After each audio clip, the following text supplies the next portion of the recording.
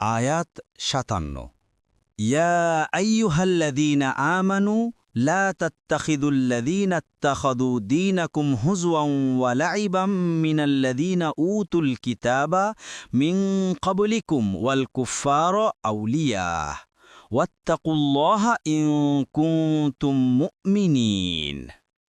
অনুবাদ: হে মুমিনগণ, তোমাদের আগে যাদেরকে কিতাব দেয়া হয়েছে তাদের মধ্যে যারা তোমাদের দিনকে হাসি তামাশা ও খেলার বস্তুরূপে গ্রহণ করে তাদেরকে ও কাফেরদেরকে তোমরা বন্ধুরূপে গ্রহণ করো না, এবং তোমরা আল্লাহর তাকওয়া অবলম্বন করো যদি তোমরা মুমিন হয়ে থাকো। নবম রুকু। তাফসীর।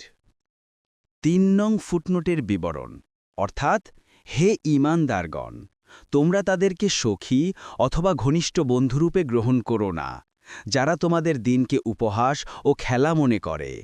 এরা ২ দলে বিভক্ত: ১ আহলে কিতাব সম্প্রদায়, ২ মুশরিক সম্প্রদায়। আয়াতে বলা হচ্ছে যে তোমাদের কাছে যে ঈমান আছে তার চাহিদা হচ্ছে তোমরা তাদেরকে অন্তরঙ্গ বন্ধু বানাবে না, তাদের কাছে গোপন ভেদ প্রকাশ করবে না, তাদের সাথে বৈরী ভাব রাখবে। তোমাদের কাছে যে তাকওয়া আছে তাও তোমাদেরকে তাদের সাথে বন্ধুত্বপূর্ণ সম্পর্ক রাখতে নিষেধ করে। সাদি।